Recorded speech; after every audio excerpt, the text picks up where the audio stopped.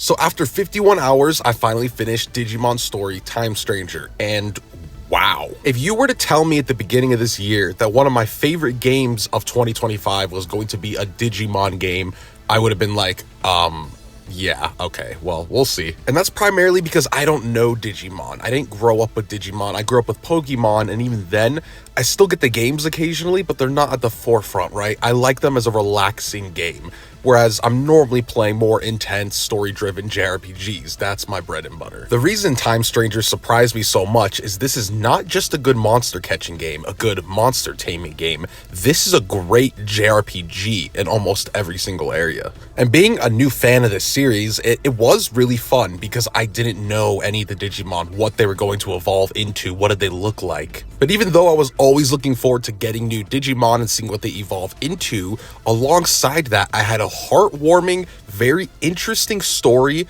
really fun characters, and a combat system that challenges you, has a lot of depth to it, and is just fun to play. You are an agent that is set to stop the end of the world, and you end up using time travel for those means. And when I saw that the story was going to use time travel, to be honest, I was like, this is going to be so corny, this is going to be ridiculous. Time travel stories just don't really work all the time. But here in Time Stranger, they did one of the best time travel stories I've seen. The story is told in a way where you're intrigued the whole time, like you don't know what's going on, but it's also not super confusing. All the reveals that need to happen eventually happen, and they're really interesting. But the whole time, you kind of know what's going on, and the way you jump from normal Tokyo into the digital world is just really fun. Both are equally detailed. When you're in Shinjuku, walking around Akihabara, they are so detailed and nice to look at. And then when you go to the digital world, I felt like I was in like some VR universe. The Digimon are all emoting and talking to each other and doing crazy things, and they're all over the place. You could also ride on a bunch of different Digimon, and they all have different animations, whether they fly, running on 4 legs, and you just kind of sit on them or hang on them, and it's really cool. It has a lot of personality, and then every single Digimon talks. It has their own certain voice to it. Now, it's actually kind of hard for me to compare this to Pokemon, because I actually think they're vastly different, at least with Time Stranger. It actually reminds me more of Persona, funny enough, where the monsters you're catching and taming are part of your turn-based team and help you with battle and reaching your goals. But the main story is not necessarily centered around just catching Digimon. There's a whole bigger stakes at hand. So while yes, you're trying to get new Digimon and evolve them and train them, that is not the whole gameplay loop. You're going through a big JRPG adventure, and these things are your teammates that you're collecting and hanging out with, and the evolving is a whole different thing that honestly is addicting. So what's really cool about this game is as you fight Digimon, they're going to reach a certain percentage. If they reach 100%, you could have them in your inventory. If they reach 200, you'll get them in your inventory, but they'll be even stronger. And then to evolve them, they need a certain amount of stats. Let's say they need 1,000 strength and 1,200 defense. And then sometimes they might even need a certain personality type, which you could morph in certain ways, like talking to your Digimon, having them in the Digimon farm, and then they'll evolve. There's a lot to it, and trying to get certain Digi evolutions is really hard, but makes it really, really fun. You can get those stat upgrades just by grinding and leveling them up.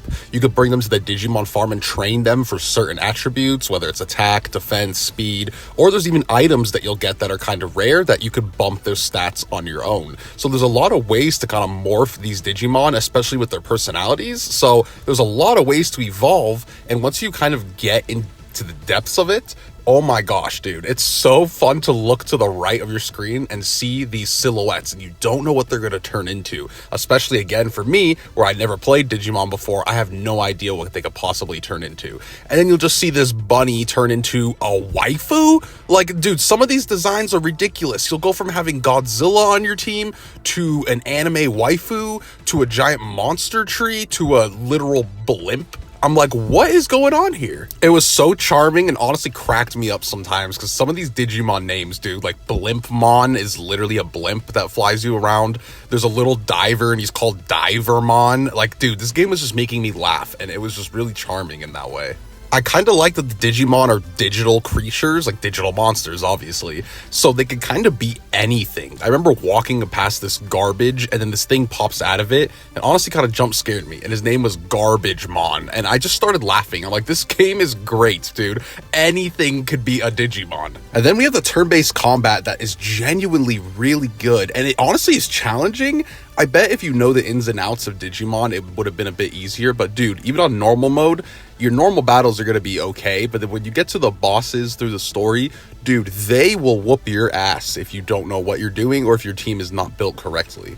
And I absolutely loved this because every time I would persevere, it felt so good. And like I really strategized and tried to learn the systems. And this is where I feel like the Pokemon comparison is a little bit there, where they need to get their crap together when it comes to the animations, dude. Every single Digimon in this game, mind you, over 400 of them, have their own victory poses and animations. They all have their own special moves that have super cool animations when you use them. And there's also a plethora of other moves that you can add onto them through items, so you give them a whole roster of moves to use.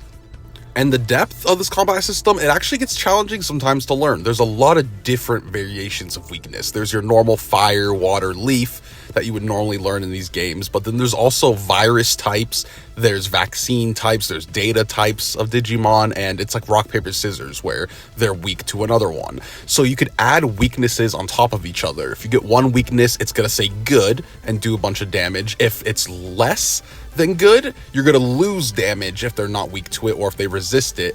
And then if you get like double weakness, like let's say they're weak to virus type and fire, it's gonna say excellent and do a whole bunch of damage. So there's a lot to learn in that way. And then there's personalities, like I was saying. There's a whole bunch of personalities you can morph into your Digimon, and it basically affects what stats you're going to get. So let's say you have an intelligence magic based Digimon and you want that intelligence to be super high.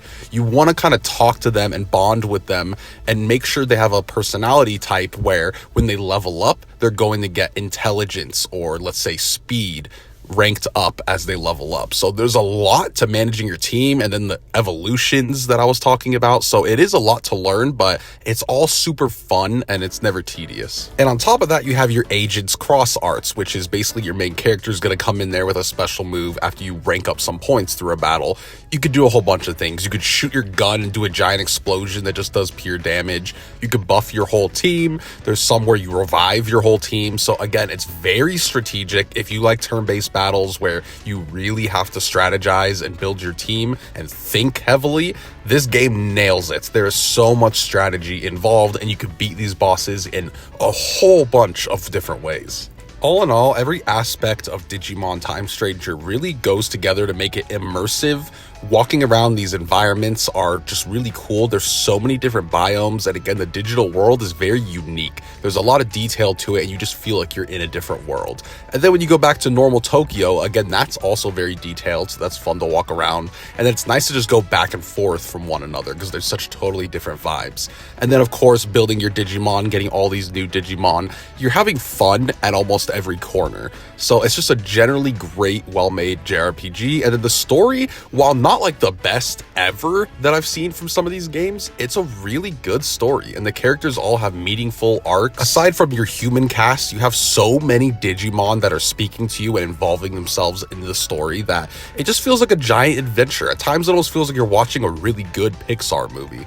I really loved this game. It's hard for me to kind of think of negatives. A few of them are on PlayStation 5. It runs at 30 FPS. I don't know why it has to run at 30 FPS. It's not like the game is on the Switch or anything. And if you play it on PC, you could choose the frame rate you want. So it was kind of annoying because this game doesn't feel like it needs to be in 30 FPS. But for a turn-based game, I got over it really quick, and it doesn't really matter that much. But yeah, that's kind of a negative. At times, the story can feel rushed because it's a very grand story. They tried to take on a lot. So while it does hit a lot of the time, there are moments where it feels rushed or something flies by you and you're like, yeah, they probably could have wrote that a little better.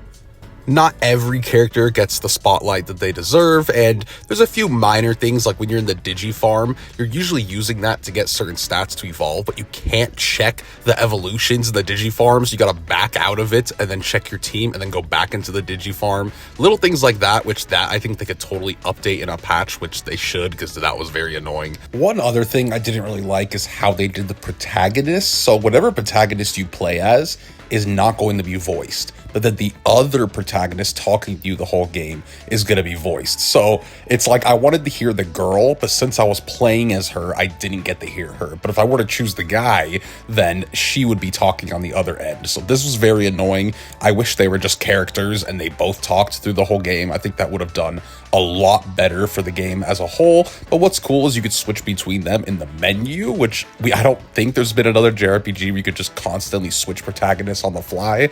So that was cool, but the way they did the voice acting, I did not like. I genuinely could go on and on about this game. Genuinely one of my favorites of the year. I'm definitely now a Digimon fan. I'm gonna get myself more involved into this series, especially with the games. I have a few of them already bought, like Cyber Sleuth, Hacker's Memory, that I just never tried before, but I loved the designs of all these Digimons, and I like the more mature themes this series brings to the table, so definitely gonna try more out. But without even playing them and seeing the fan reception, I could already tell Time Stranger was a banger, and definitely is the highest quality game probably made in the Digimon series, so I really hope it gets the recognition it deserves. If some of you have never played Digimon and looked at this and was like, I probably won't get that game, I'm genuinely serious. You should try it. There's a demo out where you guys could try the beginning of the game, but it's not just a Digimon game. It's a great JRPG. It's almost hard to explain, but yeah, I absolutely loved Digimon Time Stranger.